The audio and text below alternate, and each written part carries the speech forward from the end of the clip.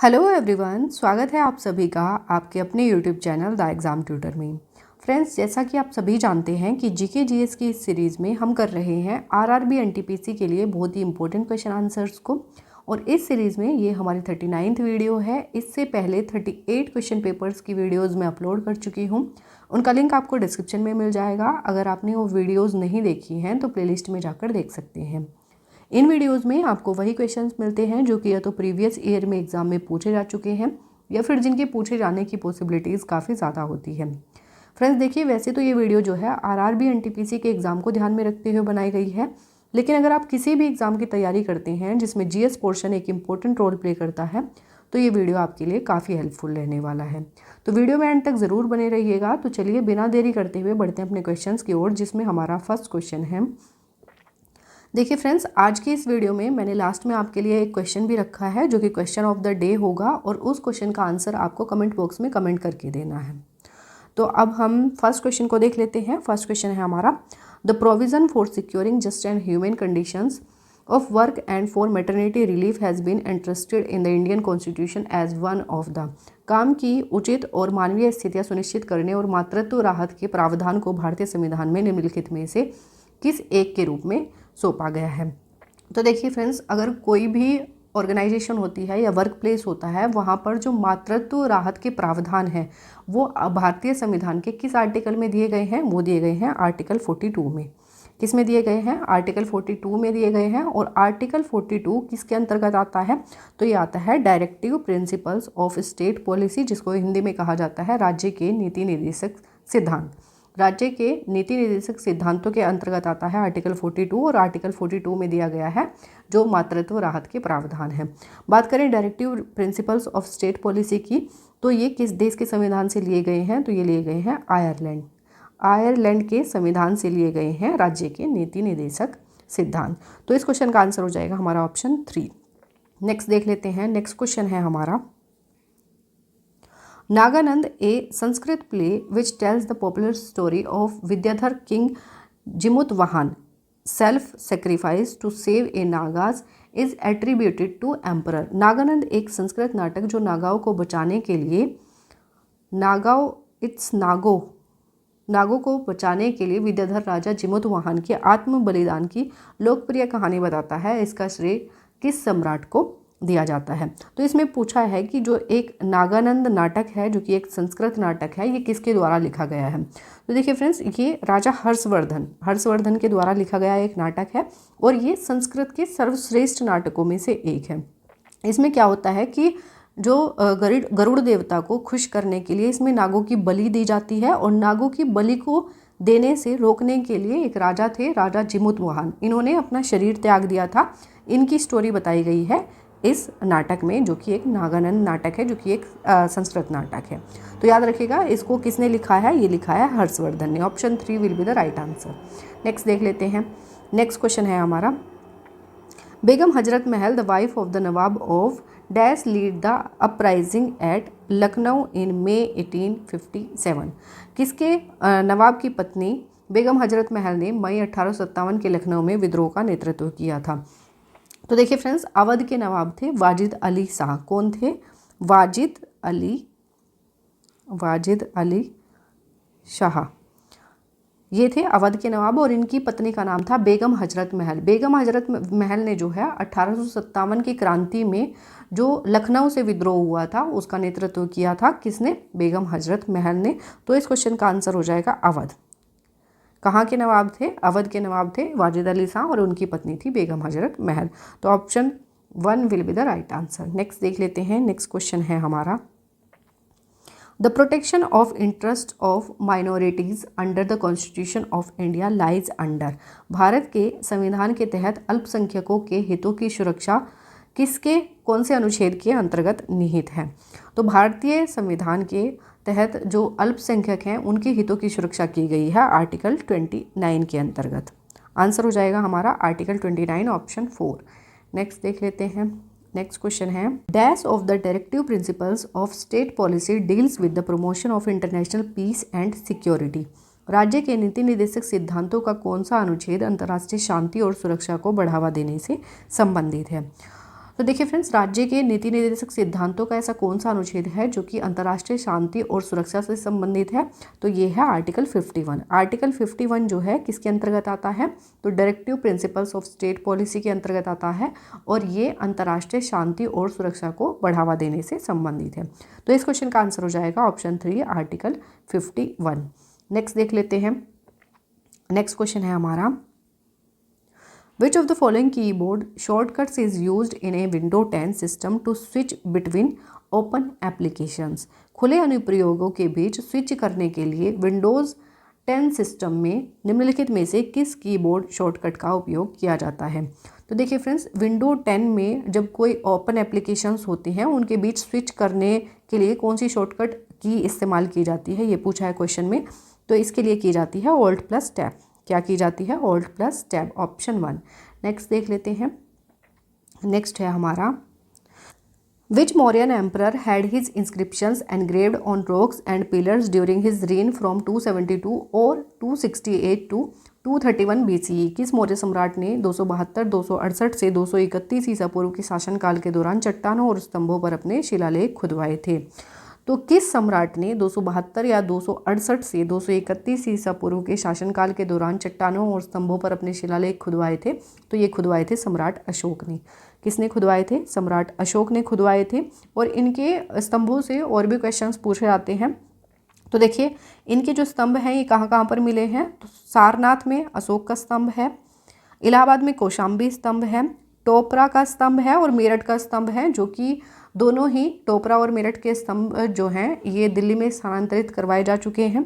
लोरिया नंदनगढ़ का स्तंभ है, रामपुरवा का स्तंभ है, शाहबाजगढ़ी में स्तंभ है और मानसेहरा जो कि अभी पाकिस्तान में है वहाँ पर इनका स्तंभ है, और कालसी उत्तराखंड में है। तो याद रखिएगा ये इनके स्तंभ हैं जो कि पाए गए हैं अलग अलग जगहों पर। तो इस क्वेश्चन का आंसर हो जाएगा हमारा ऑप्शन 1, अशोका। नेक्स्ट देख लेते हैं। नेक्स्ट क्वेश्चन है हमारा, the government deficit can be reduced by the dash taxes और डैश एक्सपेंडिचर। सरकारी घाटे को क्या करके या व्यय करके कम किया जा सकता है? तो देखिए फ्रेंड्स, सबसे पहले तो देख लेते हैं कि सरकारी घाटा या गवर्नमेंट डेफिसिट होता क्या है। तो देखिए फ्रेंड्स, किसी भी वित्तीय वर्ष में जब जो खर्चे हैं या व्यय है वो रेवेन्यू से या राजस्व से ज़्यादा हो जाता है तो उसे कहा जाता है सरकारी घाटा या गवर्नमेंट डेफिसिट। अब इसको कम कैसे किया जा सकता है? तो किसको कम किया जा सकता है? तो खर्चों को कम कर सकते हैं, यानी कि एक्सपेंडिचर जो है इसको डिक्रीज़ करके, और जो हमारे टैक्सेस हैं उनको बढ़ा करके, इंक्रीज़ करके जो है सरकारी घाटे को कम किया जा सकता है। तो यही पूछा है क्वेश्चन में। तो टैक्सेस को बढ़ा सकते हैं और एक्सपेंडिचर को जो है कम कर सकते हैं। तो इस क्वेश्चन का आंसर हो जाएगा हमारा option 2, increasing and decreasing. Next देख लेते हैं। नेक्स्ट क्वेश्चन है हमारा, Buddha delivered his first sermon which is called dash at Sarnath to his 5 disciples. Buddha ने अपना पहला उपदेश सारनाथ में अपने 5 शिष्यों को दिया, जिसे क्या कहा जाता है? तो देखिए फ्रेंड्स, बुद्ध के द्वारा जो अपना पहला उपदेश दिया गया था ये कहाँ पर दिया गया था? तो सारनाथ में दिया गया था। ये भी क्वेश्चन पूछ लिया जाता है, तो याद रखिएगा कहाँ पर दिया गया था। सारनाथ में जो है बुद्ध के द्वारा अपना पहला उपदेश दिया गया था और ये पाली भाषा में था। किस भाषा में था? ये पाली भाषा में था। और इस क्रिया को किस नाम से जाना जाता है? तो धर्म चक्र परिवर्तन के नाम से जाना जाता है बुद्ध के द्वारा दिए गए पहले उपदेश को। निरंजना क्या है? निरंजना जो है ये एक नदी का नाम है। इसको फल्गु के नाम से भी जाना जाता है। किस नाम से? फल्गु के नाम से भी जाना जाता है। और इसी नदी के तट पर जो है महात्मा बुद्ध ने उरुवेला गांव में आत्मज्ञान की प्राप्ति की थी। महाभिनिष्क्रमण किसको कहा जाता है? महाभिनिष्क्रमण जो है महात्मा बुद्ध के द्वारा अपना घर त्यागने की क्रिया को जो है महाभिनिष्क्रमण के नाम से जाना जाता है। महापरिनिर्वाण, महात्मा बुद्ध की मृत्यु को जो है महापरिनिर्वाण के नाम से जाना जाता है। तो याद रखिएगा महात्मा बुद्ध ने अपना जो पहला उपदेश दिया था उसको जाना जाता है धर्मचक्र परिवर्तन के नाम से, ऑप्शन 4। नेक्स्ट देख लेते हैं। नेक्स्ट क्वेश्चन है हमारा, by which other name is the festival Gudi Padwa known in Karnataka, Telangana and Andhra Pradesh. Karnataka, Telangana और आंध्र प्रदेश में गुड़ी पड़वा त्यौहार को किस नाम से जाना जाता है? तो देखिए फ्रेंड्स, कर्नाटक, तेलंगाना और आंध्र प्रदेश में गुड़ी पड़वा त्यौहार को जो है ये जाना जाता है उगादि के नाम से। किस नाम से जाना जाता है? उगादि के नाम से जाना जाता है। और ये जो गुड़ी पड़वा का त्यौहार है ये नववर्ष का प्रतीक माना जाता है। और इसी दिन जो है गुड़ी पड़वा के दिन जो है नवरात्रे शुरू होते हैं। और जो गुड़ी पड़वा का जो फेस्टिवल है ये मोस्टली कहाँ पर सेलिब्रेट किया जाता है, ये महाराष्ट्र में सेलिब्रेट किया जाता है, लेकिन महाराष्ट्र के साथ साथ जो है ये कर्नाटक, तेलंगाना, आंध्र प्रदेश में भी सेलिब्रेट किया जाता है और इन प्रदेशों में जो है इसको उगादी के नाम से जाना जाता है। याद रखिएगा, आंसर हो जाएगा ऑप्शन 2 उगादी। नेक्स्ट देख लेते हैं, नेक्स्ट क्वेश्चन है हमारा, who among the following is considered as the father of plate tectonics. निम्नलिखित में से किसे प्लेट टेक्टोनिक्स का जनक माना जाता है? तो देखिए फ्रेंड्स, अल्फ्रेड वेगनर को जो है प्लेट टेक्टोनिक्स का जनक माना जाता है और इन्होंने 1912 में जो है इन्होंने महाद्वीपीय बहाव का सिद्धांत दिया था। तो याद रखिएगा, आंसर हो जाएगा हमारा ऑप्शन 1, प्लेट टेक्टोनिक्स का जनक माना जाता है अल्फ्रेड वेगनर को। नेक्स्ट देख लेते हैं, नेक्स्ट क्वेश्चन है हमारा, the Congress working committee adopted the quit India resolution at dash in July 1942। Congress कार्य समिति ने जुलाई 1942 में डैश पर भारत छोड़ो प्रस्ताव अपनाया। कहाँ पर अपनाया था कांग्रेस कार्य समिति ने? जुलाई 1942 में जो भारत छोड़ो प्रस्ताव था ये अपनाया था, तो वर्धा में जो है इन्होंने भारत छोड़ो प्रस्ताव को अपनाया था जुलाई 1942 में। याद रखिएगा, option 2 will be the right answer. Next देख लेते हैं, नेक्स्ट क्वेश्चन है हमारा, according to the industrial policy statement of 1973 the private sector was allowed to apply for the licence of then industry only after having a total assets of rupees how much और more. 1973 की औद्योगिक नीति वक्तव्य के अनुसार निजी क्षेत्र को केवल कितने रुपये या अधिक की कुल संपत्ति होने पर ही तत्कालीन उद्योग के लिए लाइसेंस करने के लिए आवेदन करने की अनुमति थी। तो देखिए फ्रेंड्स, 1973 की जो इंडस्ट्रियल पॉलिसी स्टेटमेंट थी इसके अनुसार कोई भी निजी सेक्टर होता था या निजी क्षेत्र होता था उसको 20 करोड़ या उससे अधिक की संपत्ति होने पर ही वो तत्कालीन उद्योग के लिए लाइसेंस के लिए आवेदन कर सकता था। तो इसकी जो क्राइटेरिया रखा गया था, ये रखा गया था 20 करोड़ की संपत्ति। तो आंसर हो जाएगा ऑप्शन 4। नेक्स्ट देख लेते हैं, नेक्स्ट क्वेश्चन है हमारा, which of the following river basins is the most populated in the world. निम्नलिखित में से कौन सी घाटी दुनिया में सबसे अधिक आबादी वाली है? तो गंगा नदी घाटी जो है ये मोस्ट पॉपुलेटेड एरिया है वर्ल्ड का। तो याद रखिएगा, इस क्वेश्चन का आंसर हो जाएगा हमारा ऑप्शन 1, गंगा नदी घाटी। नेक्स्ट देख लेते हैं, नेक्स्ट क्वेश्चन है हमारा, which of the following mountain ranges is considered as the boundary between Asia and Europe. निम्नलिखित में से किस पर्वत श्रृंखला को एशिया और यूरोप के बीच की सीमा माना जाता है? तो कौन सी पर्वत श्रृंखला है जो एशिया और यूरोप को अलग करता है? तो ये है यूराल पर्वत जो है एशिया को यूरोप से अलग करता है। तो इस क्वेश्चन का आंसर हो जाएगा ऑप्शन 4। नेक्स्ट देख लेते हैं, नेक्स्ट क्वेश्चन है हमारा, the parliament of India comprises of. Bharat की संसद में क्या शामिल होता है? तो देखिए फ्रेंड्स, भारत की संसद में कौन कौन शामिल होते हैं? तो लोकसभा, राज्यसभा और प्रेसिडेंट जो है भारत की संसद में शामिल होते हैं। तो इस क्वेश्चन का आंसर हो जाएगा हमारा option 1, president, Lok Sabha and Rajya Sabha. Next देख लेते हैं, नेक्स्ट क्वेश्चन है हमारा, Phumdis the floating islands are the unique features of which of the following lakes. Phumdis तैरते हुए द्वीप निम्नलिखित में से किस झील की अनूठी विशेषताएं हैं? तो देखिए फ्रेंड्स, फुमडीज मिलते हैं लोकटक लेक में। कहाँ पर मिलते हैं? लोकटक लेक में जो है फुमडीज मिलते हैं। लोकटक लेक जो है ये अपने तैरते हुए द्वीपों के लिए काफ़ी फेमस है। और लोकटक लेक कहाँ पर है? तो ये मणिपुर के मोइरांग जिले में स्थित है। कहाँ पर? मणिपुर के मोइरांग जिले में स्थित है लोकटक लेक। और फुमडीज जो हैं ये जो उसके फ्लोटिंग आइलैंड्स होते हैं उनको कहा जाता है फुमडीज। और फुमडीज के लिए ही फेमस है कौन? Loktak lake. Option 3 will be the right answer. Next देख लेते हैं, नेक्स्ट क्वेश्चन है हमारा, which of the following dietary components per gram provides the highest energy in humans. प्रति ग्राम निम्नलिखित में से कौन सा आहार घटक मनुष्यों में सबसे अधिक ऊर्जा प्रदान करता है? तो देखिए फ्रेंड्स, इनमें से ऐसा कौन सा घटक है जो मनुष्यों में सबसे अधिक एनर्जी प्रोवाइड करता है? तो ये है फैट। फैट जो है मनुष्यों में प्रति ग्राम सबसे ज़्यादा जो है एनर्जी प्रोवाइडर होता है। तो इस क्वेश्चन का आंसर हो जाएगा ऑप्शन 3। नेक्स्ट देख लेते हैं, नेक्स्ट है, which of the following devices is use to measure atmospheric pressure. वायुमंडलीय दबाव को मापने के लिए निम्नलिखित में से किस उपकरण का उपयोग किया जाता है? तो वायुमंडलीय दबाव या एटमॉस्फेरिक प्रेशर को मेज़र करने के लिए जो है इस्तेमाल किया जाता है बैरोमीटर का। किसका? बैरोमीटर का इस्तेमाल किया जाता है। थर्मामीटर टेम्परेचर को मेज़र करने के लिए, और ओडोमीटर क्या होता है? ओडोमीटर व्हीकल्स द्वारा तय की गई दूरी को मेज़र करता है ओडोमीटर। टेट्रामीटर क्या होता है? देखिए टेट्रामीटर कुछ भी नहीं होता, ये पोएट्री में इस्तेमाल किया जाता है। क्या? टेट्रामीटर। तो याद रखिएगा, इस क्वेश्चन का आंसर हो जाएगा ऑप्शन 4 बैरोमीटर। नेक्स्ट देख लेते हैं। नेक्स्ट क्वेश्चन है हमारा, which article of the Indian constitution is related with the executive powers of the union? भारतीय संविधान का कौन सा अनुच्छेद संघ की कार्यकारी शक्तियों से संबंधित है? तो देखिए फ्रेंड्स, भारतीय संविधान का कौन सा अनुच्छेद है जो कि संघ की कार्यकारी शक्तियों से संबंधित है? तो यह है आर्टिकल 53। आर्टिकल 53 जो है संघ की कार्यकारी शक्तियों से संबंधित है। आर्टिकल 51 हमने पढ़ा है कि अंतर्राष्ट्रीय शांति और सुरक्षा से जुड़ा हुआ जो है, ये है आर्टिकल 51। आर्टिकल 57 जो है ये राष्ट्रपति के पुनर्निर्वाचन के लिए पात्रता की शर्तें इसमें बताई गई हैं आर्टिकल 57 में। आर्टिकल 55 में क्या दिया गया है? तो राज्य की विधानसभा के संख्या के बारे में जो है बताया गया है।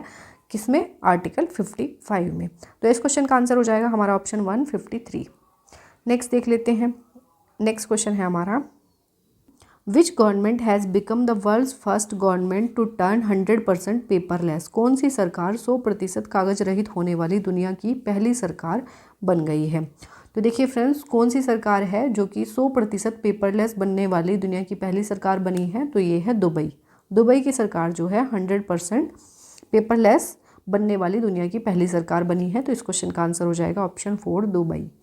नेक्स्ट क्वेश्चन है हमारा, which article of the Indian constitution is related with the oath और अफर्मेशन बाय जजेस ऑफ हाई कोर्ट्स? भारतीय संविधान का कौन सा अनुच्छेद उच्च न्यायालयों के न्यायाधीशों की शपथ या प्रतिज्ञान से संबंधित है? तो भारतीय संविधान का ऐसा कौन सा अनुच्छेद है जिसमें उच्च न्यायालयों के न्यायाधीशों की शपथ और प्रतिज्ञान से संबंधित है? तो ये है आर्टिकल 219। आर्टिकल 219 में दिए गए हैं जो ओथ और अफर्मेशंस हैं, किसकी? हाई कोर्ट्स के जजेस की। बात करें 187 की, आर्टिकल 187 में क्या दिया गया है? तो राज्य विधानमंडल की सचिवालय स्टाफ की भर्ती और सेवा से संबंधित है आर्टिकल 187। आर्टिकल 256 किससे संबंधित है? तो आर्टिकल 256 में ये प्रावधान है कि राज्य सरकारें संसद के कानूनों का पालन करें। ये दिया गया है किसमें? आर्टिकल 256 में। आर्टिकल 231 में क्या दिया गया है? तो आर्टिकल 231 के अनुसार 2 या 2 से अधिक राज्य या केंद्र शासित प्रदेशों के लिए एक ही उच्च न्यायालय हो सकता है। ये दिया गया है किसमें? आर्टिकल 231 में। तो याद रखिएगा, इस क्वेश्चन का आंसर हो जाएगा ऑप्शन 3। आर्टिकल 219 जो है ये उच्च न्यायालयों के न्यायाधीशों की शपथ से संबंधित है। नेक्स्ट देख लेते हैं। नेक्स्ट क्वेश्चन है हमारा, The reproductive parts in animals produce male and female gametes that fuse to form a। जानवरों में प्रजनन अंग नर और मादा युग्मक उत्पन्न करते हैं जो आपस में मिलकर बनाते हैं।